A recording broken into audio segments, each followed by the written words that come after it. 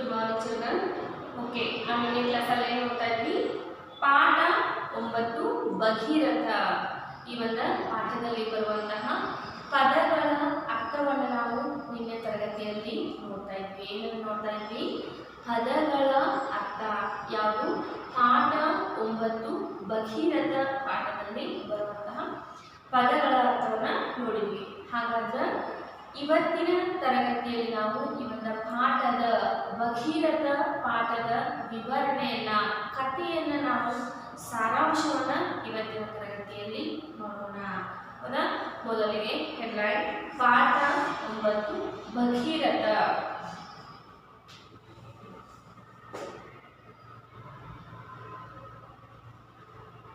ಪಾಠ 9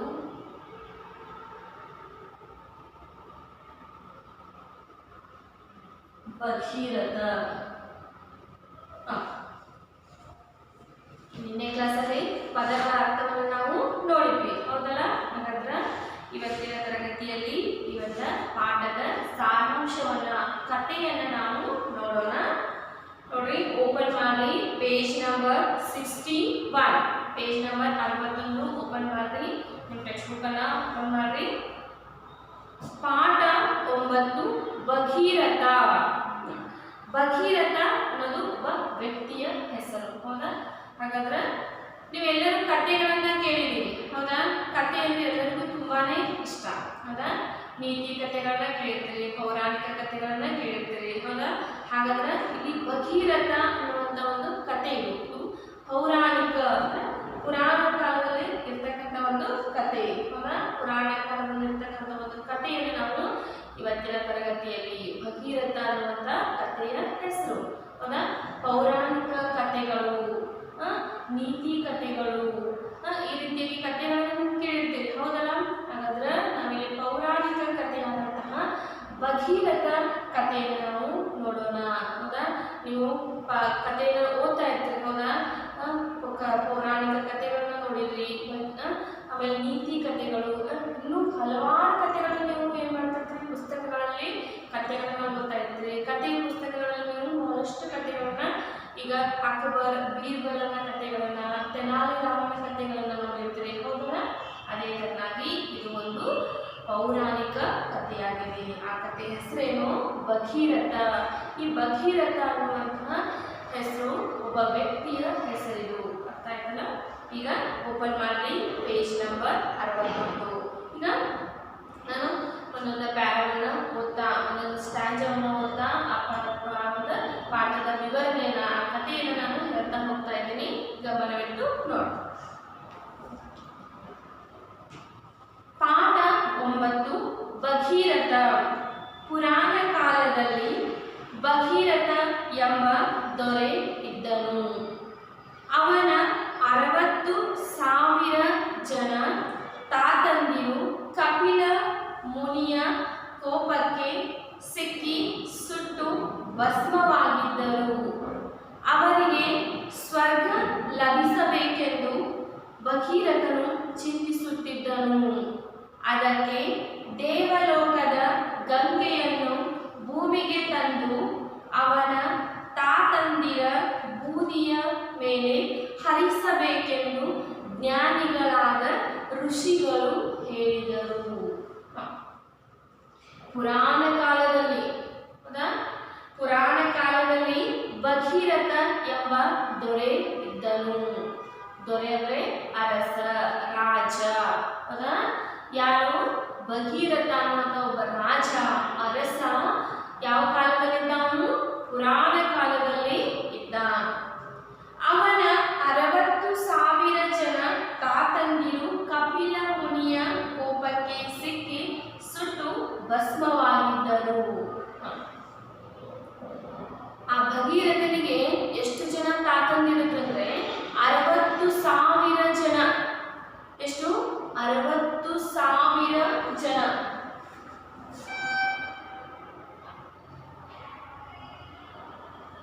60,000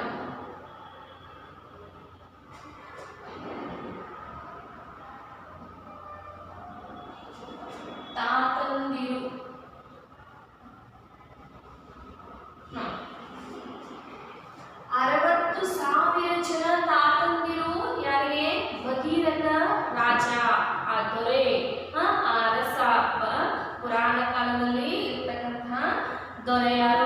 ಭಗೀರಥನಿಗೆ ಎಷ್ಟು ಜನ ತಾತಂದಿರಿದ್ರು? 60,000 ಜನ. 60,000 60,000 ಜನ ತಾತಂದಿರು ಅವನಿಗೆ ಇದ್ರು. ಹೌದಾ? ಈಗ ತಾತ, ಅವ್ರ ಮುತ್ತಾತ, ಆ ತಾತನ ಅಪ್ಪ, ಆ ತಾತ, ಮುತ್ತಾತ, ಈ ರೀತಿಯಾಗಿ ಎಲ್ಲರೂ ತಾತಂದ್ರು ಎಷ್ಟಿದ್ರು ಅವನಿಗೆ ಅಂದ್ರೆ ಭಗೀರಥನಿಗೆ 60,000 ಜನ ತಾತಂದಿರು ಇದ್ರು. 60,000 ಜನ ತಾತಂದಿರು ಕಪಿಲ ಮುನಿಯ ಕೋಪಕ್ಕೆ ಸಿಕ್ಕಿ ಸುಟ್ಟು ಭಸ್ಮವಾಗಿದ್ದರು.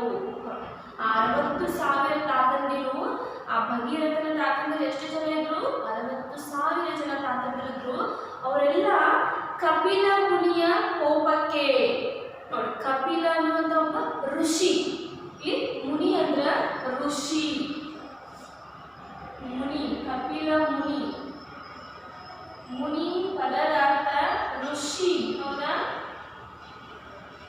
ಇಲ್ಲಿ ಕಪಿಲ ಅನ್ನುವಂಥ ಒಬ್ಬ ಋಷಿ, ಕಪಿಲ ಮುನಿಯ ಕೋಪಕ್ಕೆ, ಆ ಕಪಿಲ ಋಷಿಯ ಕೋಪಕ್ಕೆ ಸಿಕ್ಕಿ ಸುಟ್ಟು ಭಸ್ಮವಾಗಿದ್ದರು. ನೋಡಿ, ಆ ಒಬ್ಬ ಕಪಿಲ ಅನ್ನುವಂಥ ಋಷಿ ಒಂದು ಶಾಪವನ್ನು ಹಾಕಿರ್ತಾನ, ಅವರೆಲ್ಲರೂ ಸುಟ್ಟು ಭಸ್ಮ ಆಗಲಿ, ಬೆಂಕಿಯಲ್ಲಿ ಸುಟ್ಟು ಬಿಡ್ಲಿ, ಎಲ್ಲರೂ ತಾತಂದಿರು, ಭಗೀರಥನ ತಾತಂದಿರು ಬೆಂಕಿಯಲ್ಲಿ ಸುಟ್ಟು ಹೋಗ್ಲಿ ಅಂತೇಳಿ ಶಾಪವನ್ನು ಹಾಕಿರ್ತಾನೆ.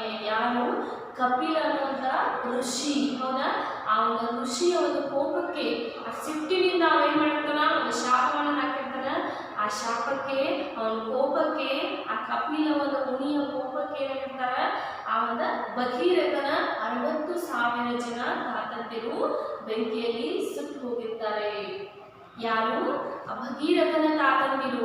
60 ಜನ ತಾತಂದಿರು ಏನಿರ್ತಾರ, ಆ ಕಪಿಲ ಮುನಿ ಇರ್ತಕ್ಕಂಥ ಒಬ್ಬ ಋಷಿ, ಕಪಿಲ ಒಬ್ಬ ಋಷಿ ಇರ್ತಕ್ಕಂಥ ಆ ಋಷಿಯ ಕೋಪಕ್ಕೆ ಎಲ್ಲರೂ ಸುಟ್ಟು ಹೋಗಿರ್ತಾರ. ಅವ ಶಾಪವನ್ನು ಹಾಕಿರ್ತಾನ, ಆ ಶಾಪಕ್ಕ ಎಲ್ಲರೂ ಬೆಂಕಿಯಲ್ಲಿ ಸುಟ್ಟು ಹೋಗಿರ್ತಾರ. ನೆಕ್ಸ್ಟ್, ಅವರಿಗೆ ಸ್ವರ್ಗ ಲಭಿಸಬೇಕೆಂದು ಭಗೀರಥನು ಚಿಂತಿಸುತ್ತಿದ್ದರು. ಅವರೆಲ್ಲರೂ ಸುಟ್ಟು ಹೋಗಿದ್ರು, ತಾತಂದಿರು ಬೆಂಕಿಯಲ್ಲಿ ಸುಟ್ಟು ಹೋಗಿದ್ರು. ಯಾರ ಕೋಪಕ್ಕೆ ಸುಟ್ಟು ಹೋಗಿದ್ರು? ಅವರು ಕಪಿಲ ಮುನಿಯ ಕೋಪಕ್ಕೆ ಏನ್ ಮಾಡಿದ್ರು? ಸುಟ್ಟು ಹೋಗಿದ್ರು. ಹಾಗಾಗಿ ಈ ಭಗೀರಥ ಏನ್ ಮಾಡ್ತಾನೆ, ಅವ ಎಲ್ಲ ಜನ ತಾತಂದರಿಗೆ, ಅವನೆಲ್ಲ ತಾತಂದರಿಗೆ 60,000 ಜನ ತಾತಂದರಿಗೆ ಸ್ವರ್ಗ ಸಿಗ್ಬೇಕು ಅಂತೇಳಿ. ಹೌದಾ? ಯಾರಾದ್ರೂ ಸತ್ತು ಹೋದ್ರಂದ್ರೆ ಅವ್ರಿಗೆ ಸ್ವರ್ಗ ಸಿಗ್ಲಿ ಅಂತೇಳಿ ಎಲ್ಲರೂ ಬೇಡ್ಕೋತಿರ್ತಾರೆ. ಹೌದಲ್ಲ? ಅದೇ ತರನಾಗಿ ಈ ಭಗೀರಥ ಏನ್ ಮಾಡ್ತಾನೆ, ಎಲ್ಲ 60,000 ಜನ ತಾತಂದರಿಗೆ ಸ್ವರ್ಗ ಸಿಗ್ಬೇಕು ಅಂತೇಳಿ ನಾವೇನ್ ಮಾಡ್ತಾನ, ಚಿಂತಿಸ್ತಾ ಇರ್ತಾನೆ. ಲಭಿಸಬೇಕೆಂದು, ಸ್ವರ್ಗ ಲಭಿಸಬೇಕೆಂದು ಅಂದ್ರೆ ಸ್ವರ್ಗ ಸಿಗಬೇಕು ಅಂತ ಭಗೀರಥ ಏನ್ ಮಾಡ್ತಾನೆ, ಚಿಂತೆಯನ್ನ ಮಾಡ್ತಾ ಇರ್ತಾನೆ. ಅದಕ್ಕೆ ದೇವಲೋಕದ ಗಂಗೆಯನ್ನ ಭೂಮಿಗೆ ತಂದು ಅವನ ತಾತಂದಿರ ಬೂದಿಯ ಮೇಲೆ ಹರಿಸಬೇಕೆಂದು ಜ್ಞಾನಿಗಳಾದ ಋಷಿಗಳು ಹೇಳಿದರು. ಅವಾಗ ಚಿಂತೆಯನ್ನು ಮಾಡ್ತಾ ಇರ್ತಾರೆ. ಯಾರು? ಭಗೀರಥ. ಎಲ್ಲ ತಾತಂದರಿಗೆ ಸ್ವರ್ಗ ಸಿಗ್ಬೇಕು ಅಂತೇಳಿ ಚಿಂತೆಯನ್ನು ಮಾಡ್ತಾ ಒಬ್ಬ ಮಹಾನ್ ಜ್ಞಾನಿಗಳಾದಂತಹ ಋಷಿಗಳ ಹತ್ರ ಹೋಗ್ತಾನ. ಅವಾಗ ಋಷಿಗಳು ಹೇಳ್ತಾರ ಭಗೀರಥನಿಗೆ ಏನಂತ ಹೇಳ್ತಾರೆ, ದೇವಲೋಕದ ಗಂಗೆಯನ್ನ ಭೂಮಿಗೆ ತಂದು, ಆ ಒಂದು ದೇವಲೋಕದಲ್ಲಿ ಇರ್ತಕ್ಕಂಥ ಒಂದು ಗಂಗೆಯನ್ನ ಏನ್ ಮಾಡ್ಬೇಕು, ನೀನು ಭೂಮಿಗೆ ತೆಗೆದುಕೊಂಡು ಬರಬೇಕು. ಅವನ ತಾತಂದಿರ ಬೂದಿಯ ಮೇಲೆ, ಈಗ ನಿನ್ನ ತಾತಂದಿರೇನು ಸುಟ್ಟು ಹೋಗಿದಾರಲ್ಲ, ಅವನ ಸುಟ್ಟು ಹೋದಂತ ಬೂದಿಯ ಮೇಲೆ, ನಿನ್ನ ತಾತಂದಿರ ಸುತ್ತಂತಹ ಬೂದಿಯ ಮೇಲೆ ಏನ್ ಮಾಡಬೇಕು, ಹರಿಸಬೇಕು. ಗಂಗೆ ಅಂದ್ರೆ ನೀರು. ಹೌದಾ? ಈಗ ಶಿವನ ತಲೆಯ ಮೇಲೆ ಗಂಗೆ ಕೂತಿರ್ತಾಳೆ. ಹೌದಾ? ಆಕೆ ಕೆಳಗಡೆ ಬರ್ಬೇಕಂದ್ರೆ ನೀರಾಗಿ ಬರ್ತಾಳೆ, ಮಳೆಯಾಗಿ ಭೂಮಿಗೆ ಬರ್ತಾಳೆ. ಹೌದಾ? ಗಂಗೆ ಅಂದ್ರೆ ನೀರು. ಅದಕ್ಕೆ ಆ ಮಹಾಜ್ಞಾನಿಗಳು ಭಗೀರಥನಿಗೆ ಹೇಳ್ತಾರ, ದೇವಲೋಕದಲ್ಲಿರ್ತಕ್ಕಂಥ ಆ ಗಂಗೆಯನ್ನು ನೀ ಏನ್ ಮಾಡಬೇಕು, ಭೂಮಿಗೆ ತೆಗೆದುಕೊಂಡು ಬಂದು ನಿನ್ನ 60,000 ಜನ ತಾತಂದಿರು ಸುಟ್ಟು ಹೋಗಿದಾರಲ್ಲ, ಆ ಸುಟ್ಟಂತ ಬೂದಿಯ ಮೇಲೆ ಆ ಗಂಗೆಯನ್ನ ಹರಿಸ್ಬೇಕು ಅಂತೇಳಿ, ಆ ಗಂಗೆಯನ್ನ ನೀರು ಆ ಒಂದು ಬೂದಿಯ ಮೇಲೆ ಬೀಳಬೇಕು ಅಂತ ಯಾರು? ಮಹಾಜ್ಞಾನಿಗಳಾದಂತಹ ಋಷಿಗಳು ಹೇಳ್ತಾರೆ. ಯಾರಿಗೆ? ಭಗೀರಥನಿಗೆ ಹೇಳ್ತಾರೆ. ನೆಕ್ಸ್ಟ್, ದೇವಲೋಕದ ಗಂಗೆಯನ್ನು ಭೂಮಿಗೆ ತರುವುದು ಅಸಾಧ್ಯವಾದ ಕೆಲಸವಾಗಿತ್ತು. ಆದರೆ ಭಗೀರಥ ತನ್ನ ನಿರ್ಧಾರದಿಂದ ಎಳ್ಳಷ್ಟು ಹಿಂದೆ ಸರಿಯಲಿಲ್ಲ.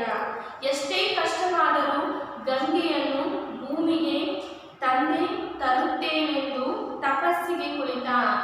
ಬಾಯಾರಿಕೆ, ಹಸಿವು, ನಿದ್ರೆಯನ್ನು ಮರೆತ. ಬಿಸಿಲು, ಮಳೆ, ಬಿರುಗಾಳಿಯನ್ನು ಸಹಿಸಿಕೊಂಡ.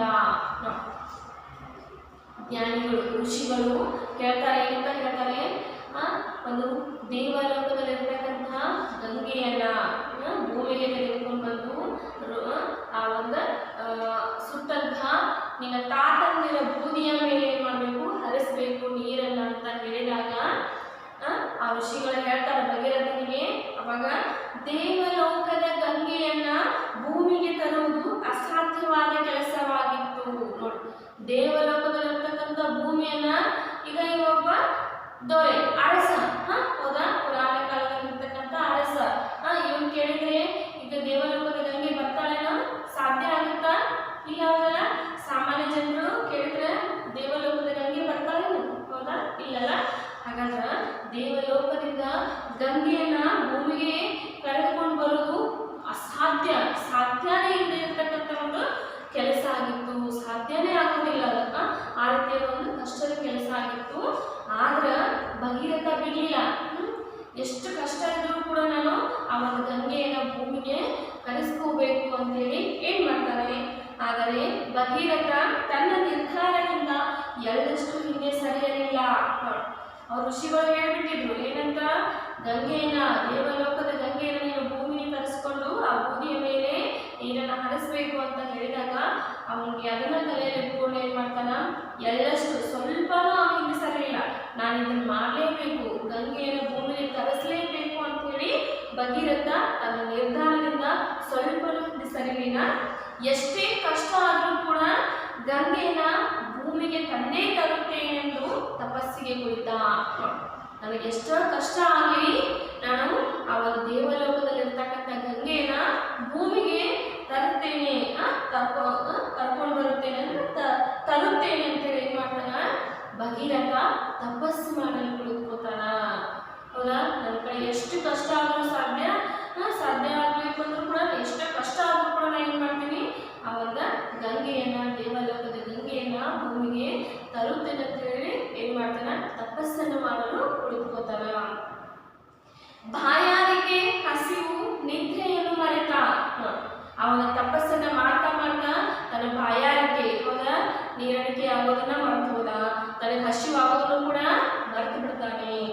ಬಿಸಿಲು, ಮಳೆ, ಬಿರುಗಾಳಿಯನ್ನ ಸಹಿಸಿಕೊಂಡ. ತನ್ನ ಹಸಿವನ್ನ ಸಹಿಸ್ಕೋತಾನ, ಅದರ ಹಸಿವನ್ನ ಮರೆತು ಬಿಡ್ತಾನ. ತನ್ನ ನಿದ್ದೆಯನ್ನು ಕೂಡ ಮರಿತಾನ, ನಿದ್ದೆ ಮಾಡಬೇಕು ಅನ್ನೋದನ್ನು ಕೂಡ ಮರಿತಾನ. ತನ್ನ ಬಾಯಾರಿಕೆ, ನೀರಡಿಕೆಯನ್ನು ಕೂಡ ಮರಿತಾನ. ಜೊತೆಗೆ ಬಿಸಿಲು, ಮಳೆ, ಬಿರುಗಾಳಿಯನ್ನ ಸಹಿಸಿಕೊಂಡ. ಎಷ್ಟ ಬಿಸಿಲು ಬಂದ್ರು, ಎಷ್ಟ ಮಳೆ ಬಂದ್ರು, ಎಂತ ಬಿರುಗಾಳಿ ಬಂದ್ರು ಕೂಡ ಅದನ್ನ ಏನ್ ಮಾಡ್ತಾನ, ಸಹಿಸ್ಕೊತಾನ. ನೆಕ್ಸ್ಟ್, ಅನೇಕ ವರ್ಷಗಳ ಕಠಿಣ ತಪಸ್ಸಿಗೆ ಮೆಚ್ಚಿ ಪ್ರತ್ಯಕ್ಷಳಾದ ಗಂಗೆ, ನಿನ್ನ ಇಚ್ಛೆಯಂತೆ ನಾನು ಭೂಮಿಗೆ ಧುಮುಕುತ್ತೇನೆ, ಆದರೆ ನನ್ನ ರಭಸವನ್ನು ತಡೆಯುವವರು ಯಾರು ಎಂದರು. ಹಾಗೆ ತಪಸ್ಸನ್ನ ಮಾಡ್ತಾನ ಭಗೀರಥ. ಬಹಳಷ್ಟು ವರ್ಷಗಳ ಕಾಲ ತಪಸ್ಸನ್ನ ಮಾಡ್ತಾನ. ಎದಕ್ಕೆ ತಪಸ್ಸನ್ನ ಮಾಡ್ತಾನ? ದೇವಲೋಕದಲ್ಲಿರ್ತಕ್ಕಂಥ ಗಂಗೆಯನ್ನ ಭೂಮಿಗೆ ತೆಗೆದುಕೊಂಡು ಬರಬೇಕು ಅಂತೇಳಿ ಬಹಳಷ್ಟು ವರ್ಷಗಳ ಕಾಲ, ಅನೇಕ ವರ್ಷಗಳ ಕಾಲ ತಪಸ್ಸನ್ನ ಮಾಡ್ತಾನ. ಎಷ್ಟೋ ನಿದ್ರೆಯನ್ನ ಮರೆತು ಬಿಡ್ತಾನ, ಬಾಯಾರಿಕೆ, ಹಸಿವನ್ನ ಮರಿತಾನ. ಜೊತೆಗೆ ಬಿಸಿಲು, ಮಳೆ, ಎಷ್ಟು ಬಿಸಿಲು, ಎಷ್ಟೊಂದು ಮಳೆ ಬಂದ್ರು, ಎಷ್ಟೇ ಬಿರುಗಾಳಿ ಕೂಡ ಬಂದ್ರು ಅದನ್ನೆಲ್ಲ ಕೂಡ ಸಹಿಸಿಕೊಂಡು ತಪಸ್ಸನ್ನ ಮಾಡ್ತಾನ. ಅನೇಕ ವರ್ಷಗಳ ಕಠಿಣ ತಪಸ್ಸಿಗೆ, ಅನೇಕ ಅಂದ್ರೆ ಬಹಳಷ್ಟು ವರ್ಷಗಳ ಒಂದು ತಪಸ್ಸನ್ನ, ಕಠಿಣವಾದಂಥ ಒಂದು ತಪಸ್ಸನ್ನ ಮಾಡ್ತಾನ. ಆ ತಪಸ್ಸಿಗೆ ಮೆಚ್ಚಿ, ಆ ಭಗೀರಥನ ತಪಸ್ಸಿಗೆ ಮೆಚ್ಚಿ ಗಂಗೆ ಪ್ರತ್ಯಕ್ಷರಾಗ್ತಾಳೆ. ಹೌದಾ, ದೇವಲೋಕದ ಗಂಗೆ ಏನ್ ಮಾಡ್ತಾಳ, ಪ್ರತ್ಯಕ್ಷ ಆಗ್ತಾಳ. ಅವಾಗ ಆ ಗಂಗೆ ಹೇಳ್ತಾಳೆ ಏನಂತ, ಕಠಿಣ ತಪಸ್ಸಿಗೆ ಪ್ರತ್ಯಕ್ಷರಾದ ಗಂಗೆ, ನಿನ್ನ ಇಚ್ಛೆಯಂತೆ ನಾನು ಭೂಮಿ ಭೂಮಿಗೆ ಧುಮುಕುತ್ತೇನೆ. ನನ್ನ ರಭಸವನ್ನು ತಡೆಯುವವರು ಯಾರು ಎಂದಳು. ನೋಡಿ, ಎಷ್ಟೋ ವರ್ಷಗಳ ಕಾಲ, ಅನೇಕ ವರ್ಷಗಳ ಕಾಲ ಭಗೀರಥ ತಪಸ್ಸನ್ನ ಮಾಡ್ತಾನ. ಆ ತಪಸ್ಸಿಗೆ ಮೆಚ್ಚಿ, ಅವನ ತಪಸ್ಸನ್ನ, ಕಠಿಣ ತಪಸ್ಸನ್ನ ಮೆಚ್ಚಿ ಗಂಗೆ ಪ್ರತ್ಯಕ್ಷ ಆಗ್ತಾಳ. ದೇವಲೋಕದ ಗಂಗೆ ಅವನ ಮುಂದಡೆ ಆ ಭಗೀರಥನ ಎದುರಿಗೆ ಏನಾಗ್ತಾಳ? ಪ್ರತ್ಯಕ್ಷ ಆಗ್ತಾಳ, ಎದುರುಗಡೆನೆ ಬಂದ್ಬಿಡ್ತಾಳ. ಹೌದಾ? ಅವಾಗ ಗಂಗೆ ಹೇಳ್ತಾಳ, ನಿನ್ನ ಇಚ್ಛೆಯಂತೆ ನಾನು ಭೂಮಿಗೆ ಧುಮುಕುತ್ತೇನೆ. ನೋಡು, ನಿನ್ನ ಇಚ್ಛೆಯಂತೆ ನೀ ಇಷ್ಟಪಡಾತಿ, ಹೌದಾ? ನಿನ್ನ ಇಷ್ಟದಂತೆ ನಾ ಏನ್ ಮಾಡ್ತೇನ? ಭೂಮಿಗೆ ಬರ್ತೇನೆ. ಆದರೆ ನನ್ನ ರಭಸವನ್ನ ತಡೆಯುವವರು ಯಾರು? ನೀನ್ ಇಷ್ಟದಂತೆ ನಾ ಏನ್ ಮಾಡ್ತೇನ? ಭೂಮಿಗೆ ಧುಮುಕುತ್ತೇನೆ. ಧುಮುಕು ಅಂದ್ರೆ ಹಾರೋದು, ಮೇಲಿಂದ ಕೆಳಗೆ ಹಾರೋದು, ಜಿಗಿಯೋದು. ಹೌದಾ? ಗಂಗೆ ಹೇಳ್ತಾರಲ್ಲ, ಮೇಲಿಂದ ಕೆಳಗೆ ಜಿಗಿ ಬರ್ತೇನೆ, ಹಾರಿ ಬರ್ತೇನೆ. ಆದ್ರ ನನ್ನ ರಭಸವನ್ನು, ನನ್ನ ಜೋರಾದ ಒಂದು ವೇಗವನ್ನು, ನಾ ಬರ್ತಕ್ಕಂಥ ಒಂದು ವೇಗವನ್ನ ಯಾರು ತಡೀತಾರ? ತಡೆಯುವವರು ಯಾರು ಅಂತೇಳಿ ಪ್ರಶ್ನೆಯನ್ನ ಮಾಡ್ತಾಳ. ಯಾರು? ಗಂಗೆ ಯಾರಿಗೆ? ಭಗೀರಥನಿಗೆ ಪ್ರಶ್ನೆಯನ್ನ ಮಾಡ್ತಾಳೆ. ಅವಾಗ ನೆಕ್ಸ್ಟ್, ಚಿಂತಾಕ್ರಾಂತನಾದ ಭಗೀರಥ ಮತ್ತೆ ತಪಸ್ಸಿಗೆ ಕುಳಿತ. ಚಿಂತಾಕ್ರಾಂತನಾದ ಭಗೀರಥ ಮತ್ತೆ ತಪಸ್ಸಿಗೆ ಕುಳಿತ. ಆಗ ಅವನಿಗೆ ಬ್ರಹ್ಮದೇವ ಪ್ರತ್ಯಕ್ಷನಾದ. ಭಗೀರಥನ ಪ್ರಾರ್ಥನೆಗೆ ಬ್ರಹ್ಮದೇವರು ಮೆಚ್ಚಿ ಶಿವನನ್ನು ಕುರಿತು ತಪಸ್ಸು ಮಾಡು ಎಂದು ಸಲಹೆ ನೀಡಿದ. ಅದರಂತೆ ಭಗೀರಥ ತಪಸ್ಸನ್ನು ಮುಂದುವರಿಸಿದ. ಅವನ ಕಠಿಣ ತಪಸ್ಸಿಗೆ ಮೆಚ್ಚಿ ಪ್ರತ್ಯಕ್ಷನಾದ ಶಿವ, ನಿನ್ನ ಧೈರ್ಯ, ಭಕ್ತಿ, ದೃಢ ಸಂಕಲ್ಪವನ್ನು ಮೆಚ್ಚಿದ್ದೇನೆ. ದುಮ್ಮಿಕ್ಕುವ ಗಂಗೆಯನ್ನು ತಡೆದು ನಾನು ಶಿರದಲ್ಲಿ ಧರಿಸುತ್ತೇನೆ. ಗಂಗೆ ನನ್ನ ಶಿರದಿಂದ ಭೂಮಿಗೆ ಇಳಿದು ನಿನ್ನನ್ನು ಹಿಂಬಾಲಿಸುವಳು ಎಂದನು. ಗಂಗೆ ಹೇಳ್ತಾಳ, ನೀನು ಹೇಳಿದಂಗೆ ನಿನ್ನ ಇಷ್ಟದಿಂದ ನಾ ಏನ್ ಮಾಡ್ತೇನೆ? ಭೂಮಿಗೆ ಬರ್ತೇನೆ. ಹೌದಾ? ಭೂಮಿಗೆ ಬಂದು ನೀ ಹೇಳಿದಂಗೆ ನಿನ್ನ ಇಷ್ಟದಂಗೆ ನಾ ಏನ್ ಮಾಡ್ತಾನ? ಭೂಮಿಗೆ ಬರ್ತಾನ, ಭೂಮಿಗೆ ಧುಮುಕಿ ಹಾರಿ ಬರ್ತಾನ. ಆದ್ರ ನನ್ನ ಒಂದು ರಭಸವನ್ನ, ನನ್ನ ವೇಗವಾಗಿ ನಾ ಏನ್ ಬರ್ತಾ ಇದ್ದೇನೆ ರಭಸವನ್ನ, ಆ ರಭಸವನ್ನ ಯಾರು ತಡೀತಾರೆ ಅಂತ ಪ್ರಶ್ನೆಯನ್ನ ಮಾಡಿದಾಗ ಅವಾಗ ಮತ್ತೆ ಚಿಂತಾಕ್ರಾಂತನಾಗಿ, ಚಿಂತಾಕ್ರಾಂತ ಅಂದ್ರೆ ಯೋಚನೆಗೆ ಒಳಗಾದ, ಮತ್ತೆ ಯೋಚನೆ ಮಾಡಕತ್ತವ ಯಾರು? ಭಗೀರಥ. ಹಾಗಾದ್ರೆ ವೇಗವಾಗಿ ಬಂದಂದ್ರೆ ಎಲ್ಲ ಹಾನಿ ಆಗ್ತೈತಿ, ಎಲ್ಲರಿಗೂ ಹಾನಿ ಆಗ್ತೈತಿ. ಹೌದಾ? ಈಗ ನನಗಷ್ಟೇ ಅವಶ್ಯಕತೆ ಇದೆ, ಇಲ್ಲಿ ಎಲ್ಲರಿಗೂ ಹಾನಿ ಆಗ್ತೈತಿ. ಗಂಗೆ ವೇಗವಾಗಿ ಬಂದಂದ್ರೆ ಎಲ್ಲ ಒಂದು ನಾಶ ಆಗ್ತೈತಿ ಅಂತೇಳಿ ಮತ್ತೆ ಯೋಚನೆಗೆ ಒಳಗಾಗ್ತಾಳ. ಗಂಗೆ ಮಾಯವಾಗಿ ಹೋಗ್ಬಿಡ್ತಾಳ. ಅವಾಗ ಯಾರು? ಭಗೀರಥ ಮತ್ತೆ ಚಿಂತೆಯನ್ನ ಮಾಡ್ತಾ ಇರ್ತಾನ. ಭಗೀರಥ ಮತ್ತೆ ತಪಸ್ಸಿಗೆ ಕುಳಿತ. ಚಿಂತೆಯನ್ನ ಮಾಡ್ತಾ ಮಾಡ್ತಾ ಭಗೀರಥ ಮತ್ತೆ ಏನ್ ಮಾಡ್ತಾನ? ತಪಸ್ಸನ್ನ ಮಾಡ್ತಾನ. ಆ ತಪಸ್ಸನ್ನ ಮಾಡ್ತಾ ಮಾಡ್ತಾ ಆಗ ಅವನಿಗೆ ಬ್ರಹ್ಮದೇವ ಪ್ರತ್ಯಕ್ಷನಾದನು. ನೋಡು, ಮತ್ತ ತಪಸ್ಸನ್ನ ಮಾಡಿದ. ಆ ತಪಸ್ಸಿಗೆ ಯಾರು ಪ್ರತ್ಯಕ್ಷ ಆಗ್ತಾರ? ಬ್ರಹ್ಮದೇವ. ಯಾರು ಪ್ರತ್ಯಕ್ಷ ಆಗ್ತಾರ? ಮೊದಲಿಗೆ ಗಂಗೆ ಪ್ರತ್ಯಕ್ಷ ಆಗ್ತಾರ. ಹೌದಾ? ತದನಂತರ ಬ್ರಹ್ಮದೇವ.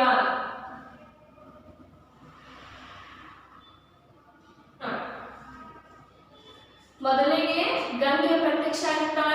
ಅದಾದ ನಂತರ ಮಾಡ್ತಾ ಕೇಳಿ ಹೋಗ್ತಾಳ. ಅದಾದ ನಂತರ ತಪಸ್ಸನ್ನ ಮಾಡ್ತಾನ. ತಪಸ್ಸನ್ನ ಮಾಡಿದ ತಕ್ಷಣ ಯಾರು ಪ್ರತ್ಯಕ್ಷ ಆಗ್ತಾರ? ಬ್ರಹ್ಮದೇವ ಪ್ರತ್ಯಕ್ಷ ಆಗ್ತಾರ. ಮುಂದ್ಗಡೆ ಬಂದು ಎದುರುಗಡೆ ನಿಂತ್ಕೋತಾರ ಬ್ರಹ್ಮದೇವ. ಭಗೀರಥನ ಪ್ರಾರ್ಥನೆಗೆ ಬ್ರಹ್ಮದೇವರು ಮೆಚ್ಚಿ ಶಿವನನ್ನ ಕುರಿತು ತಪಸ್ಸು ಮಾಡು ಎಂದು ಸಲಹೆ ನೀಡಿದನು. ಅವಾಗ ಬ್ರಹ್ಮದೇವ ಪ್ರತ್ಯಕ್ಷ ಆಗಿ ಹೇಳ್ತಾನ, ಭಗೀರಥನ ಪ್ರಾರ್ಥನೆಗೆ ಬ್ರಹ್ಮದೇವನು ಮೆಚ್ಚಿದ. ಭಗೀರಥ ಏನು ತಪಸ್ಸನ್ನ ಮಾಡ್ತಾ ಇದ್ದ, ಪ್ರಾರ್ಥನೆಯನ್ನ ಮಾಡ್ತಾ ಇದ್ದ. ಆ ಪ್ರಾರ್ಥನೆಯನ್ನ ನೋಡಿ ಬ್ರಹ್ಮದೇವ ಏನ್ ಮಾಡ್ತಾನ? ಮೆಚ್ಕೋತಾನ. ಭಗೀರಥನ ಒಂದು ಪ್ರಾರ್ಥನೆಯನ್ನ, ತಪಸ್ಸನ್ನ ಮೆಚ್ಕೊಂಡು ಬ್ರಹ್ಮದೇವ ಹೇಳ್ತಾನ, ಶಿವನನ್ನ ಕುರಿತು ತಪಸ್ಸು ಮಾಡು ಎಂದು ಸಲಹೆ ನೀಡಿದನು. ನೀನು ಶಿವನನ್ನ ಕುರಿತು, ಶಿವನನ್ನ ನೆನೆಸಿಕೊಂಡು ನೀ ಏನ್ ಮಾಡ್ಬೇಕು? ತಪಸ್ಸನ್ನ ಮಾಡು ಅಂತ ಹೇಳಿ ಯಾರು? ಬ್ರಹ್ಮದೇವ ಯಾರಿಗೆ? ಭಗೀರಥನಿಗೆ ಸಲಹೆಯನ್ನ ಕೊಡ್ತಾನ, ಸೂಚನೆಯನ್ನ ಕೊಡ್ತಾನೆ. ಯಾರನ್ನ ನೆನೆಸಿಕೊಂಡು ತಪಸ್ಸನ್ನ ಮಾಡು ಅಂತ ಹೇಳ್ತಾನೆ ಬ್ರಹ್ಮದೇವ? ಶಿವ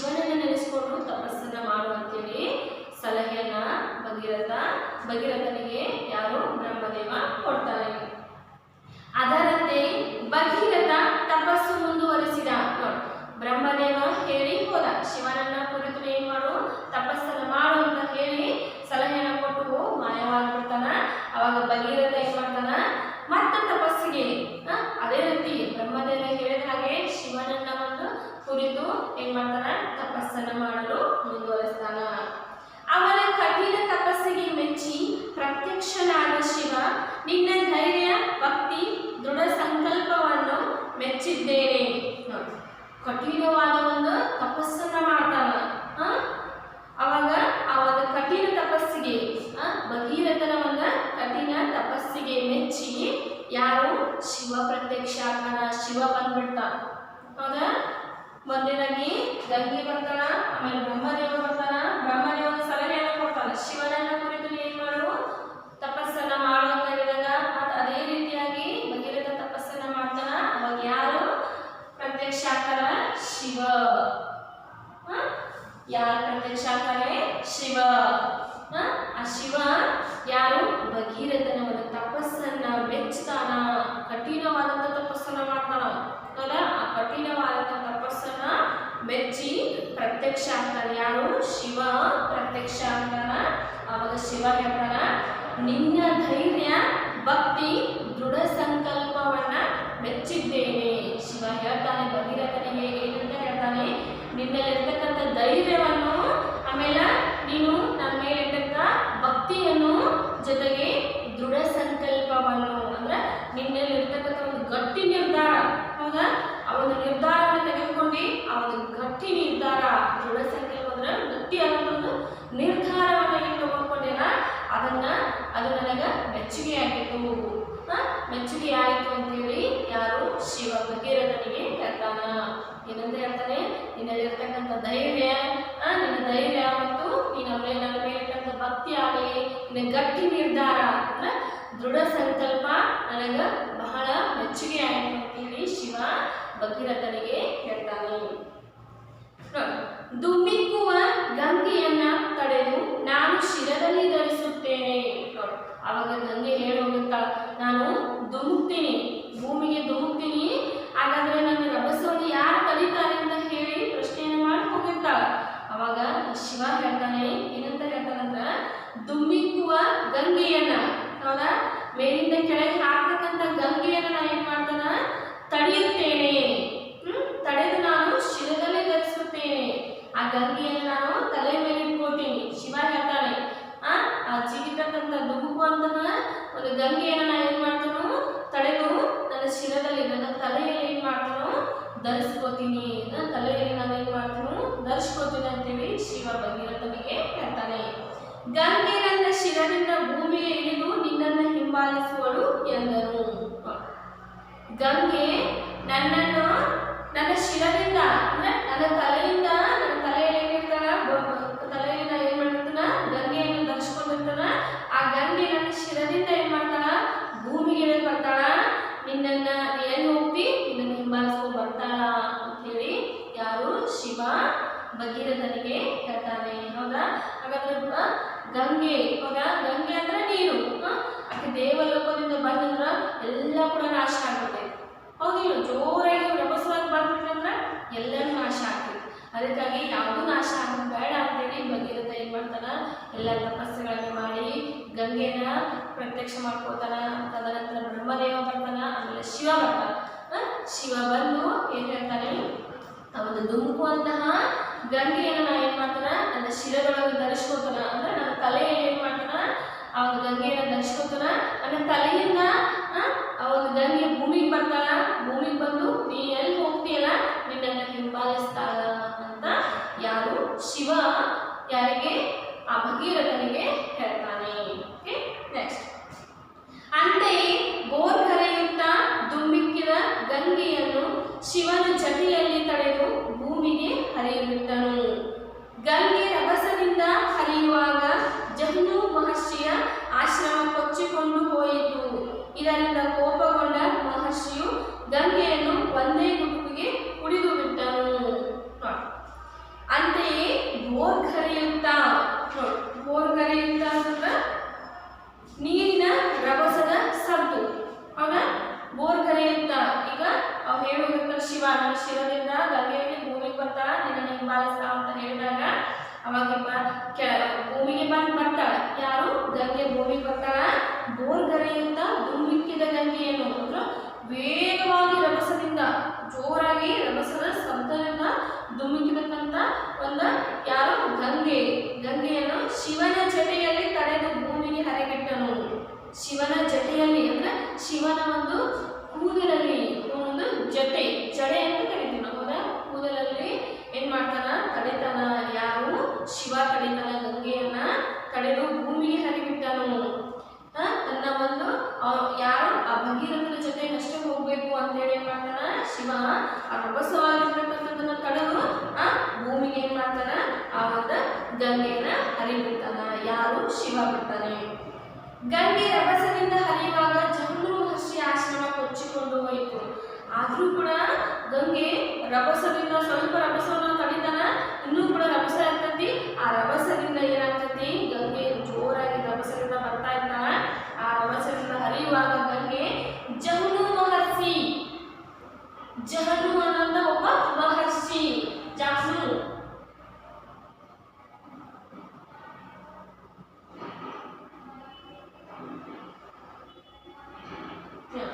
ಜಹನು ಮಹರ್ಷಿ ಅನ್ನೋ ಒಬ್ಬ ಮಹರ್ಷಿಯ ಆಶ್ರಮ ಏನಾಗ್ತೈತಿ? ಕೊಚ್ಕೊಂಡು ಹೋಗ್ತೈತಿ. ಯಾರಿಂದ ಕೊಚ್ಕೊಂಡು ಹೋಗ್ತೈತಿ? ಗಂಗೆಯ ರಭಸದಿಂದ ಏನಾಗ್ತೈತಿ? ರಭಸದಿಂದ ಹರಿಯುವಾಗ ಅವಳು ರಭಸದಿಂದ ಹರಿಯುವಾಗ ಗಂಗೆ ಆ ಒಂದು ರಭಸದಿಂದ ನೀರಿನ ರಭಸದಿಂದ ಜಹನು ಮಹರ್ಷಿ ಅಂತಕ್ಕಂಥ ಆ ಮಹರ್ಷಿಯ ಆಶ್ರಮ ಏನಾಗ್ತೈತಿ? ನೀರಲ್ಲಿ ಕೊಚ್ಕೊಂಡು ಹೋಗ್ಬಿಡ್ತೈತಿ. ಇದರಿಂದ ಕೋಪಗೊಂಡ ಮಹರ್ಷಿಯು ಗಂಗೆಯನ್ನು ಒಂದೇ ಗುಂಪಿಗೆ ಕುಡಿದು ಬಿಟ್ಟನು. ಇದರಿಂದ ಸಿಟ್ಟು ಬಂದ್ಬಿಡ್ತೈತಿ ಆ ಮಹರ್ಷಿಗೆ. ಯಾರಿಗೆ? ಜಹನು ಮಹರ್ಷಿಗೆ ಸಿಟ್ಟು ಬಂದ್ಬಿಡ್ತೈತಿ. ಆಶ್ರಮ ಕೊಚ್ಕೊಂಡು ಹೋದ ತಕ್ಷಣ ಅವನು ಸಿಟ್ಟು ಬಂದು ಅವ ಏನ್ ಮಾಡ್ತಾನ ಮಹರ್ಷಿ ಅಂದ್ರ ಜಹನು ಮಹರ್ಷಿ ಒಂದ ಗುಂಪಿಗೆ ಅಂದ್ರೆ ಆ ಗಂಗೆಯನ್ನ ಆ ನೀರನ್ನ ಏನ್ ಮಾಡ್ತಾನ? ಆ ಗಂಗೆ ಅಂದ್ರ ಭೂಮಿಗೆ ಬಂದಂತ ಗಂಗೆಯನ್ನ ಏನ್ ಮಾಡ್ತಾನ? ಒಂದ ಗುಂಪಿಗೆ ಏನ್ ಮಾಡ್ತಾನ? ಕುಡಿದು ಬಿಡ್ತಾನ. ಯಾರು? ಜಹನು ಮಹರ್ಷಿ ಸಿಟ್ಟು ಬಂದು ತನ್ನ ಆಶ್ರಮ ಕೊಚ್ಕೊಂಡು ಹೋಗಿದ್ದಕ್ಕೆ ಸಿಟ್ಟು ಬಂದು ಆ ಗಂಗೆಯನ್ನ ಏನ್ ಮಾಡ್ತಾನ? ಒಂದ ಗುಂಪಿಗೆ ಕುಡಿದು ಬಿಡ್ತಾನ. ನೆಕ್ಸ್ಟ್, ಇಷ್ಟೆಲ್ಲ ಪ್ರಯತ್ನಗಳ ನಂತರವೂ ಗಂಗೆ ಸಿಗಲಿಲ್ಲ. ಆದರೂ ಭಗೀರಥ ಎದೆ ಮುಂದಲೇ ಜಹನು ಮಹರ್ಷಿಯನ್ನು ತನ್ನ ಪ್ರಾರ್ಥನೆಯಿಂದ ಮೆಚ್ಚಿಸಿದ.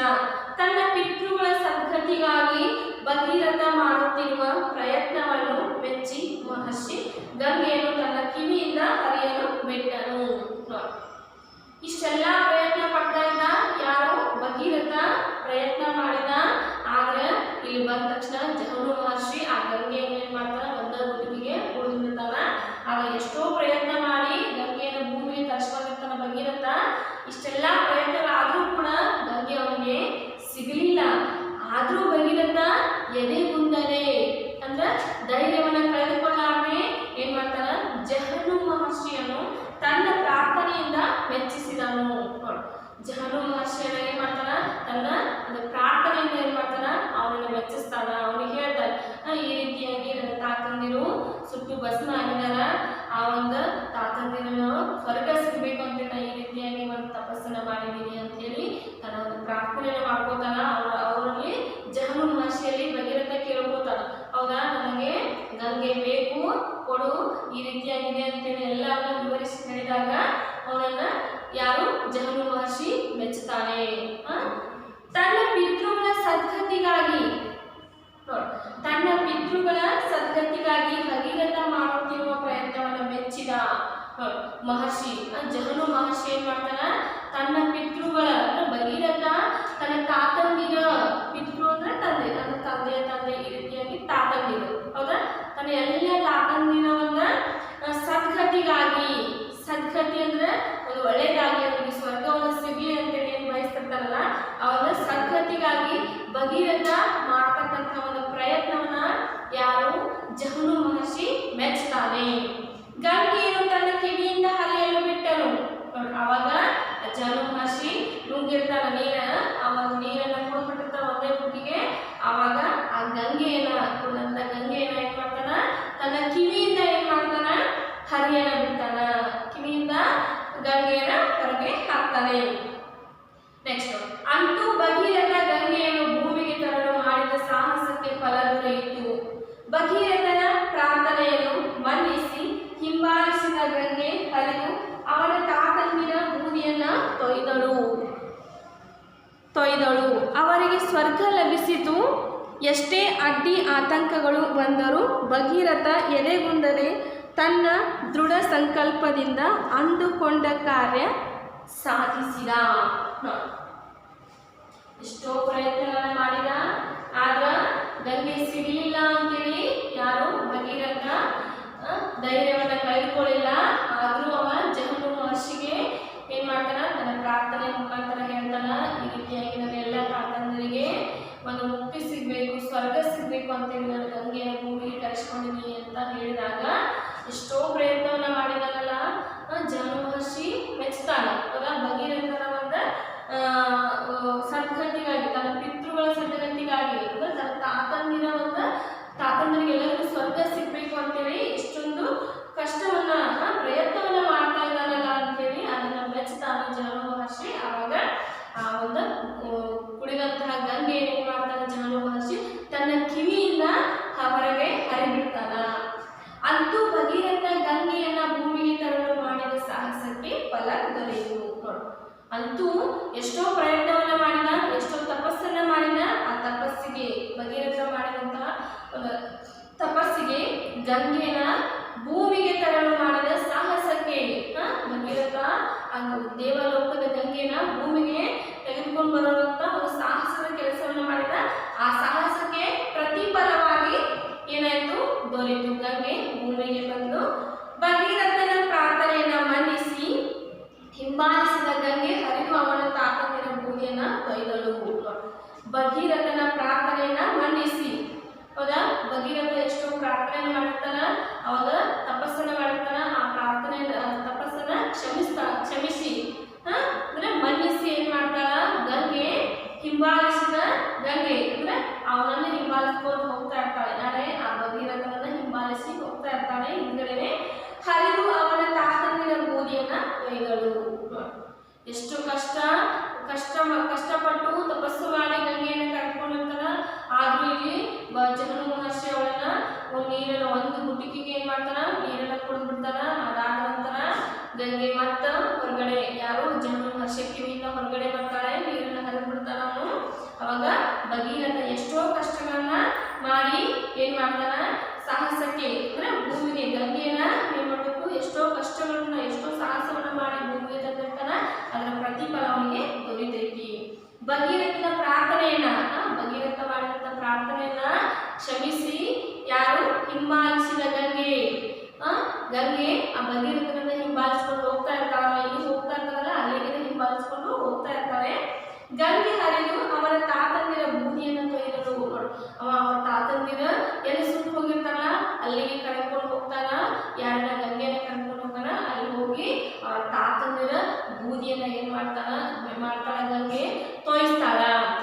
ನೀರನ್ನ ಚೆಲ್ಲಿ ನೀರು ಬಿದ್ದು ಏನ್ ಮಾಡ್ತೈತಿ, ಬೂದಿ ತೊಯ್ತದೆ, ನೆನೆದು ಹೋಗ್ತೈತಿ. ಅರ್ಥ ಆಯ್ತಲ್ಲ, ಒದ್ದೆ ಆಗೋದು ಅಂದ್ರೆ ಬೂದಿ ಒದ್ದೆ ಆಗೋದು, ನೀರಿನಿಂದ ಒದ್ದೆ ಆಗೋದು. ಆಗ ಗಂಗೆ ಏನ್ ಮಾಡ್ತಾಳ, ಭಗೀರಥನ ಹಿಂದಿಂದ ಬಂದು ಭಗೀರಥನ ತಾತಂದಿರ ಸುತ್ತ ಬೂದಿ ಮೇಲೆ ಬಿದ್ದು ಅಂದ್ರೆ ನೀರೆಲ್ಲ ಚೆಲ್ಲೋದು. ಗಂಗೆ ಅಂದ್ರೆ ನೀರು, ಹೌದಾ, ನೀರೆಲ್ಲ ಚೆಲ್ಲಿ ಏನಾಗೈತಿ, ಬೂದಿ ತೊಯ್ದೆ. ನೆಕ್ಸ್ಟ್ ಅವರಿಗೆ ಸ್ವರ್ಗ ಲಭಿಸಿತು.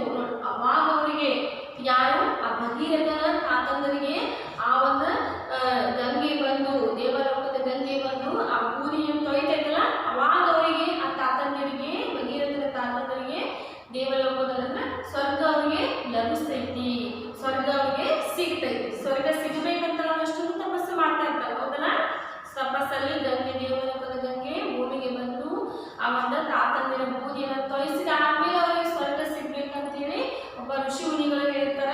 ಅದೇ ಚೆನ್ನಾಗಿ ಗಂಗೆ ಭೂಮಿಗೆ ಬಂದು ಆ ಬೂದಿಯನ್ನ ಆ ಭಗೀರಥನ ತಾತಂದಿರ ಬೂದಿಯ ಮೇಲೆ ಏನ್ ಮಾಡ್ತಾರ, ಆಕಿ ನೀರೆಲ್ಲ ಬಿದ್ದು ಬೂದಿ ತೊಯ್ದೈತಿ. ಅವಾಗ ಭಗೀರಥನ ತಾತಂದರಿಗೆ ಏನಾಗೈತಿ, ಸ್ವರ್ಗ ಸಿಗ್ತೈತಿ. ಎಷ್ಟೇ ಅಡ್ಡಿ ಆತಂಕಗಳು ಬಂದರೂ ಭಗೀರಥ ಎದೆಗುಂದದೆ ತನ್ನ ದೃಢ ಸಂಕಲ್ಪದಿಂದ ಅಂದುಕೊಂಡ ಕಾರ್ಯ ಸಾಧಿಸಿದ. ಎಷ್ಟೋ ಅಡ್ಡಿ ಆತಂಕಗಳು, ಎಷ್ಟೋ ಕಷ್ಟಗಳು ಬಂದರೂ ಕೂಡ ಭಗೀರಥ ಧೈರ್ಯವನ್ನ ಕಳೆದುಕೊಳ್ಳಿಲ್ಲ. ಕಳೆದುಕೊಳ್ಳಾದೆ ತನ್ನ ದೃಢ ಸಂಕಲ್ಪದಿಂದ ತನ್ನ ಒಂದು ಗಟ್ಟಿ ನಿರ್ಧಾರ ಮಾಡ್ಕೊಂಡ್ಬಿಟ್ಟಿದವ. ನಾನು ದೇವಲೋಕದ ಗಂಗೆಯನ್ನು ಭೂಮಿಗೆ ತರಿಸ್ಬೇಕು, ಬೂದಿಯನ್ನು ತೊಯಿಸೋದು, ಆ ತದನಂತರ ನನ್ನ ಒಂದು ಅಜ್ಜ ಅಜ್ಜಂದರಿಗೆ ಅಂದ್ರೆ ತಾತಂದರಿಗೆ ಸ್ವರ್ಗ ಸಿಗ್ತೈತಿ ಅಂತೇಳಿ ಅವನ ಗಟ್ಟಿಯ ನಿರ್ಧಾರವನ್ನ ಮಾಡ್ಕೊಂಡಿದ್ದ. ಭಗೀರಥ ಎಷ್ಟು ಆತಂಕಗಳು ಬಂದ್ರು, ಅಡ್ಡಿ ಆತಂಕಗಳು ಬಂದ್ರು, ಕಷ್ಟ ಬಂದ್ರು ಕೂಡ ಧೈರ್ಯವನ್ನು ಕಳೆದುಕೊಳ್ಳಾರದೆ ತನ್ನ ಒಂದು ಗಟ್ಟಿ ನಿರ್ಧಾರದಿಂದ ಅಂದುಕೊಂಡ ಕಾರ್ಯ ಸಾಧಿಸಿದ. ತಾನು ಅಂದುಕೊಂಡಂತಹ ಒಂದು ಕಾರ್ಯವನ್ನ ತನ್ನ ಎಲ್ಲ 60,000 ಜನ ತಾತಂದರಿಗೆ ಸ್ವರ್ಗ ಸಿಗ್ಬೇಕು ಅನ್ನುವಂಥ ಒಂದು ಅನ್ಕೊಂಡಿರ್ತಾನ. ಆ ಒಂದು ಕಾರ್ಯವನ್ನ ಏನ್ ಮಾಡ್ತಾನ, ಎಷ್ಟು ಕಷ್ಟ ಬಂದ್ರು ಕೂಡ ಅದನ್ನ ತಪಸ್ಸು ಮಾಡಿ ಮುಗಿಸ್ತಾನ, ತಪಸ್ಸು ಮಾಡಿ ಕಾರ್ಯವನ್ನ ಸಾಧಿಸ್ತಾನ. ಅರ್ಥ ಆಯ್ತಲ್ಲ?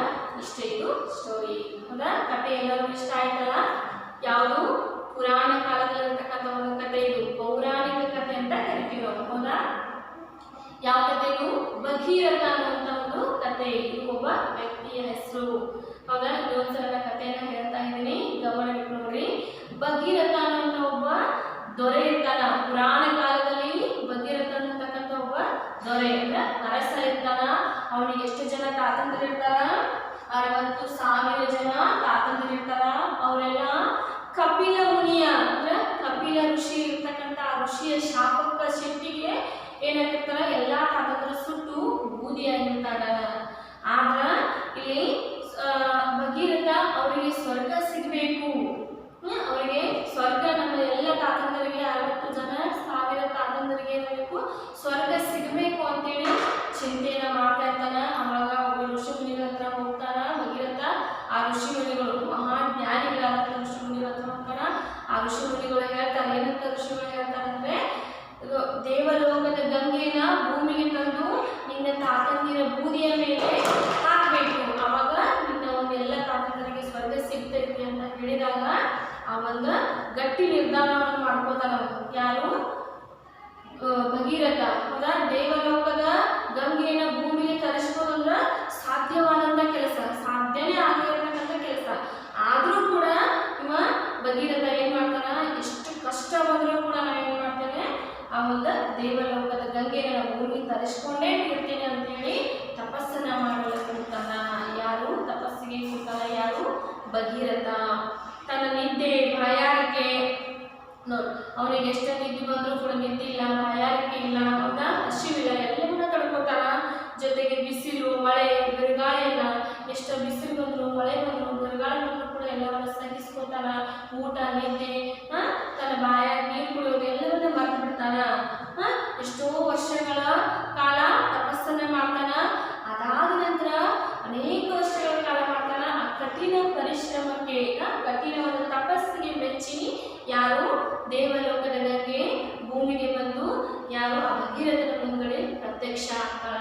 ಪ್ರತ್ಯಕ್ಷ ಆಗಿ ಹೇಳ್ತಾಳ ಗಂಗೆ ಏನಂತ, ನಿನ್ನ ಇಚ್ಛೆಯಂತೆ, ಹೌದಾ, ನಿನ್ನ ಇಷ್ಟದಂತೆ ನಾನು ಈ ಭೂಮಿಗೆ ಬರ್ತೀನಿ, ಭೂಮಿಗೆ ಧುಮುಕ್ತೀನಿ. ಆದ್ರೆ ನನ್ನ ವೇಗವಾಗಿ ಬರ್ತಾ ಇರ್ತೀನಲ್ಲ ರಭಸವನ್ನ, ಆ ರಭಸವನ್ನ ತಡೆಯೋರು ಯಾರು ಅಂತೇಳಿ ಪ್ರಶ್ನೆಯನ್ನ ಮಾಡಿ ಯಾರು? ಭಗೀರಥನಿಗೆ ಪ್ರಶ್ನೆಯನ್ನ ಮಾಡ್ತಾಳ. ಅವ್ರಿಗೆ ಅವಾಗ ಮತ್ತೆ ಏನ್ ಮಾಡ್ತಾನ ಭಗೀರಥ? ಚಿಂತಾಕ್ರಾಂತನಾಗಿ ಅತಿಯಾದ ಯೋಚನೆಯನ್ನ ಮಾಡ್ತಾ ಇರ್ತಾನೆ. ಮಾಡಿ ಮತ್ತೆ ಏನ್ ಮಾಡ್ತಾನ? ತಪಸ್ಸಿಗೆ ಕೂತ್ಕೋತಾನೆ. ಅದಾದ ನಂತರ ಅವನು ತಪಸ್ಸಿಗೆ ಮತ್ತೆ ಯಾರು ಪ್ರತ್ಯಕ್ಷ ಆಗ್ತಾರ? ಬ್ರಹ್ಮದೇವ ಪ್ರತ್ಯಕ್ಷ ಆಗ್ತಾನ. ಬ್ರಹ್ಮದೇವ ಪ್ರತ್ಯಕ್ಷ ಆಗಿ ಹೇಳ್ತಾನ, ಬ್ರಹ್ಮದೇವ ನಿನ್ನ ಒಂದು ಪ್ರಾರ್ಥನೆಗೆ ನಾನು ಮೆಚ್ಚಿದ್ದೇನೆ. ಬ್ರಹ್ಮದೇವ ಹೇಳ್ತಾನ ಭಗೀರಥನಿಗೆ, ನಿನ್ನ ಪ್ರಾರ್ಥನೆಗೆ ನಾನು ಮೆಚ್ಚಿದ್ದೇನೆ. ನೀ ಏನ್ ಮಾಡು, ಶಿವನನ್ನ ಕುರಿತು ಅಂದ್ರೆ ಶಿವನನ್ನ ನೆನೆಸ್ಕೊಂಡು ನೀ ಏನ್ ಮಾಡು, ತಪಸ್ಸನ್ನ ಮಾಡು ಅಂತೇಳಿ ಸಲಹೆಯನ್ನು ಕೊಟ್ಟು ಬ್ರಹ್ಮದೇವ ಹೋಗ್ತಾನ. ಅವಾಗ ಮತ್ತ ಅದೇ ಚೆನ್ನಾಗಿ ಬ್ರಹ್ಮದೇವ ಹೇಳಿದ ಹಾಗೆ ಏನ್ ಮಾಡ್ತಾನ ಭಗೀರಥ? ಶಿವನನ್ನ ನೆನೆಸ್ಕೊಂಡು ತಪಸ್ಸನ್ನ ಮಾಡ್ತಾನ. ಮುಂದೊಂದು ದಿನ ಆ ಒಂದು ತಪಸ್ಸನ್ನ ಏನ್ ಮಾಡ್ತಾನ? ಮುಂದುವರಿಸ್ತಾನ. ಶಿವನನ್ನ ಒಂದು ನೆನೆಸ್ಕೊಂಡು ತಪಸ್ಸನ್ನ ಮಾಡ್ತಾ ಹೋಗ್ತಾನ. ಒಂದು ದಿನ ಅವನ ಕಠಿಣ ತಪಸ್ಸಿಗೆ ಮೆಚ್ಚಿ, ಅವನ ಕಠಿಣವಾದಂಥ ತಪಸ್ಸನ್ನ ಮಾಡ್ತಾನ. ಆ ಕಠಿಣ ತಪಸ್ಸಿಗೆ ಮೆಚ್ಚಿ ಯಾರು? ಶಿವನೇ ಪ್ರತ್ಯಕ್ಷ ಆಗ್ತಾನ. ಯಾರು ಪ್ರತ್ಯಕ್ಷ ಆಗ್ತಾರ? ಶಿವ ಪ್ರತ್ಯಕ್ಷ ಆಗ್ತಾನ. ಶಿವ ಪ್ರತ್ಯಕ್ಷ ಆಗಿ ಹೇಳ್ತಾನ, ಶಿವ ಏನಂತ, ನಿನ್ನ ಧೈರ್ಯ, ಭಕ್ತಿ, ದೃಢ ಸಂಕಲ್ಪ, ನೋಡಿ ನಿನ್ನಲ್ಲಿರ್ತಕ್ಕಂಥ ಧೈರ್ಯ, ನೀನು ನನ್ನ ಮೇಲೆ ಇರ್ತಕ್ಕಂಥ ಭಕ್ತಿ ಮತ್ತು ನಿನ್ನಲ್ಲಿರ್ತಕ್ಕಂಥ ಒಂದು ಗಟ್ಟಿ ನಿರ್ಧಾರ, ಗಟ್ಟಿಯಾದಂಥ ಒಂದು ನಿರ್ಧಾರವನ್ನು ತೆಗೆದುಕೊಂಡಿಲ್ಲ, ಅದು ನನಗೆ ಬಹಳ ಮೆಚ್ಚುಗೆ ಆಯಿತು ಅಂತೇಳಿ ಶಿವ ಭಗೀರಥನಿಗೆ ಹೇಳ್ತಾನ. ಅವಾಗ ಹೇಳ್ತಾನ, ಧುಮ್ಮಿಕ್ಕುವ ಗಂಗೆಯನ್ನ ತಡೆದು ನಾನು ಶಿರದಲ್ಲಿ ಧರಿಸುತ್ತೇನೆ. ನೋಡಿ, ಒಮ್ಮೆಲೆ ಧುಮುಕ್ತಾ ಇರ್ತಕ್ಕಂಥ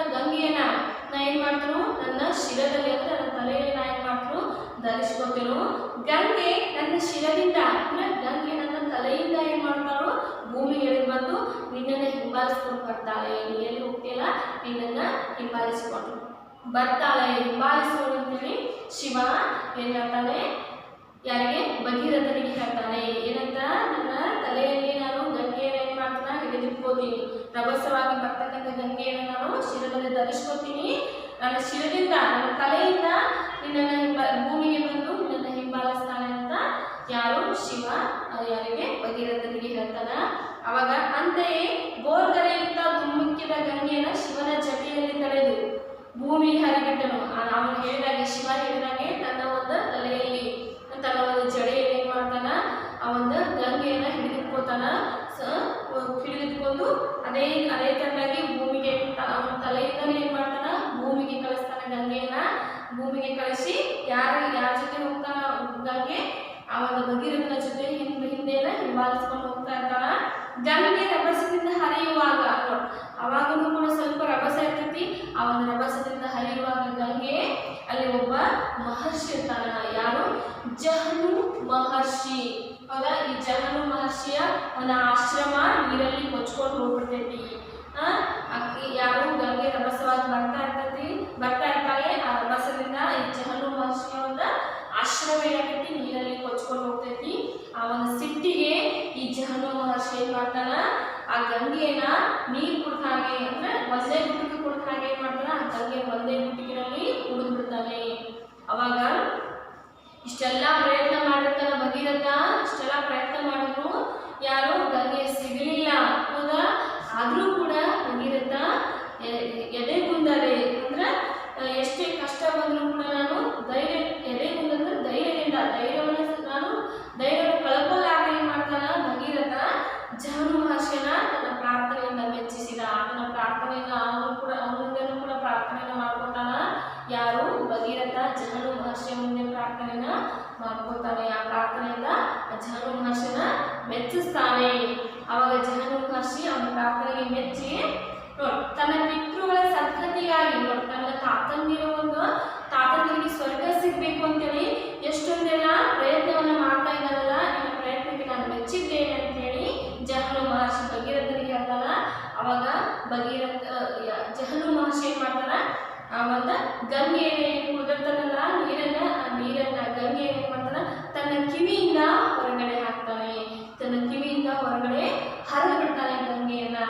ಅವಾಗ ಅಂತೂ ಭಗೀರಥ ಗಂಗೆಯನ್ನು ಭೂಮಿಗೆ ತರಲು ಮಾಡಿದ ಸಾಹಸಕ್ಕೆ ಫಲ ಸಿಕ್ಕಿತ್ತು. ಅಂತೂ ಎಷ್ಟೋ ಕಷ್ಟಗಳನ್ನ ಮಾಡಿ ಗಂಗೆಯನ್ನು ಭೂಮಿಗೆ ತರಿಸ್ಕೊಂಡಿರ್ತಾನ. ಆದ್ರೂ ಕೂಡ ಎಷ್ಟೋ ಕಷ್ಟಪಟ್ಟರು ಕೂಡ ಅವನಿಗೆ ಒಂದು ಫಲ ಸಿಕ್ಕಿತ್ತು. ಭಗೀರಥನ ಪ್ರಾರ್ಥನೆಯನ್ನ ಮನ್ನಿಸಿ ಭಗೀರಥ ಒಂದು ಪ್ರಾರ್ಥನೆ ಮಾಡಿರ್ತಾನ. ಅವನ ಪ್ರಾರ್ಥನೆನ ಯಾರು ಗಂಗೆ ಕ್ಷಮಿಸಿ ಏನ್ ಮಾಡ್ತಾಳ, ಅವನ ಹಿಂದ್ಗಡೆ ಹೋಗಿ ಅವನನ್ನು ಹಿಂಬಾಲಿಸಿ ಅವರ ತಾತಂದಿರ ಒಂದು ಬೂದಿಯ ಮೇಲೆ ಏನ್ ಮಾಡ್ತಾಳ, ನೀರೆಲ್ಲ ಬಿದ್ದು ನೀರು ತೋಯಿಸ್ತಾಳೆ.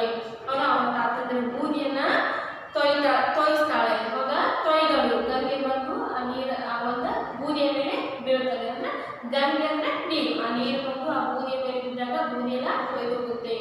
ಆವಾಗ ಅವರಿಗೆ ಸ್ವರ್ಗ ಲಭಿಸಿತು. ಆಗ ಭಗೀರಥನ ಎಲ್ಲ 60,000 ಜನ ತಾತಂದರಿಗೆ ಸ್ವರ್ಗ ಸಿಗ್ತೈತಿ. ಎಷ್ಟೇ ಕಷ್ಟ ಬಂದರೂ ಕೂಡ, ಎಷ್ಟೇ ಅಡ್ಡಿ ಆತಂಕಗಳು ಬಂದರೂ ಕೂಡ ಭಗೀರಥ ಏನ್ ಮಾಡ್ತಾನೆ, ಎದೆಗುಂದದೆ ಅಂದ್ರೆ ಧೈರ್ಯವನ್ನು ಕಳೆದುಕೊಳ್ಳಾದೆ ದೃಢ ಸಂಕಲ್ಪದಿಂದ ಒಂದು ಗಟ್ಟಿ ನಿರ್ಧಾರ ಮಾಡಿಕೊಂಡು ತಾನು ಅನ್ಕೊಂಡಂತಹ ಒಂದು ಕೆಲಸವನ್ನ ಮಾಡ್ತಾನೆ. ತಾನೇನು ಅನ್ಕೊಂಡಿರ್ತಾನಲ್ಲ ಆ ಕೆಲಸವನ್ನು ಎಷ್ಟೇ ಕಷ್ಟ ಬಂದರೂ ಕೂಡ ಏನ್ ಮಾಡ್ತಾನ, ಧೈರ್ಯವನ್ನು ಕಳೆದುಕೊಳ್ಳಾದೆ ಗಟ್ಟಿ ನಿರ್ಧಾರ ಮಾಡಿಕೊಂಡು ಆ ಕೆಲಸವನ್ನ ಸಾಧಿಸ್ತಾನೆ. ಅರ್ಥ ಆಯ್ತಲ್ಲ? ಇಷ್ಟೇ ಇದು ಸ್ಟೋರಿ. ಓಕೆ, ಎಲ್ಲರಿಗೂ ಅರ್ಥ ಆಗಿದೆ. ಈ ಕಥೆ ಎಲ್ಲರಿಗೂ ಅರ್ಥ ಆಗಿದೆ ಅಂತೇಳಿ ನಾನು ಭಾವಿಸ್ಕೊಂಡಿದ್ದೀನಿ. ಓಕೆ, ಈಗ ಈ ಒಂದು ಪಾಠದ ಮೇಲೆ ನೀವು ಹೋಮ್ವರ್ಕ್ ಅನ್ನು ಕೊಡ್ತಾ ಇದ್ದೀನಿ. ಎಲ್ಲರೂ ಈ ಒಂದು ಕಥೆಯಲ್ಲಿ ನೀವು ಇನ್ನೊಂದ್ಸಲ ಮನೆಯಲ್ಲಿ ಓದ್ಕೋಬೇಕು. ಅರ್ಥ ಆಯ್ತಲ್ಲ? ಈಗ ಹೋಮ್ವರ್ಕ್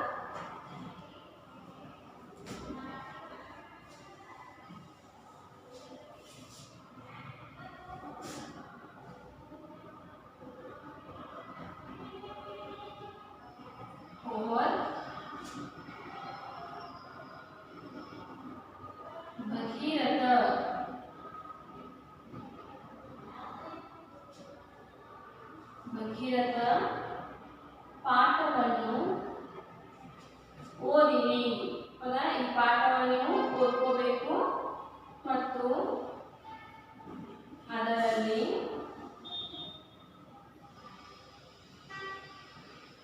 ಒಂದು ಪುಟ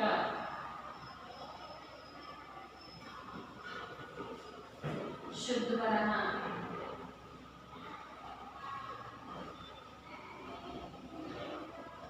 ಬರೆಯಿರಿ.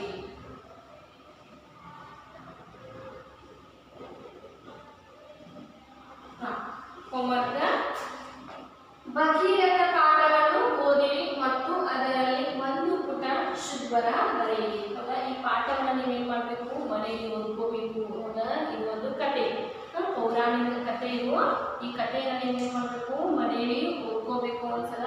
ಜೊತೆಗೆ ಅದರಲ್ಲಿ ಒಂದು ಪುಟ ಶುದ್ಧ ಬರಹ, ನಿಮ್ಮ ಟೂಲ್ ನೋಡ್ಬೇಕು, 1 ಪೇಜ್. ಹೌದಾ, 1 ಪೇಜ್ ಶುದ್ಧ ಬರಹವನ್ನು ನೀವೇನ್ ಮಾಡಬೇಕು, ಬರಿಬೇಕು. ಅರ್ಥ ಆಯ್ತಲ್ಲ? 1 ಪೇಜ್ ಶುದ್ಧ ಬರಹವನ್ನು ಬರೆದು ನನಗೆ ಸೆಂಡ್ ಮಾಡಿ. ನಾಳೆ ಕ್ಲಾಸಲ್ಲಿ ನಾವು ಈ ಒಂದು ಪಾಠದಲ್ಲಿ ಬರ್ತಕ್ಕಂಥ ಅಭ್ಯಾಸವನ್ನು ನಾವು ನೋಡೋಣ. ಅರ್ಥ ಆಯ್ತಲ್ಲ ಎಲ್ಲರಿಗೂ ಸ್ಟೋರಿ?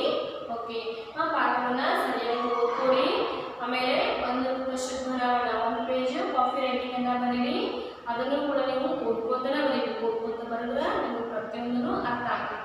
ಅರ್ಥ ಆಯ್ತಲ್ಲ? ಈ 1 ಪೇಜ್ ಶುದ್ಧ ಬರಹವನ್ನು ಬರೆದು ನನಗೆ ನೀವು ಸೆಂಡ್ ಮಾಡಬೇಕು. ಅರ್ಥ ಆಯ್ತಲ್ಲ? ನಾಳೆ ಕ್ಲಾಸಲ್ಲಿ ಈ ಪಾಠದಲ್ಲಿ ಬರುವಂತಹ ಅಭ್ಯಾಸವನ್ನು ನಾವು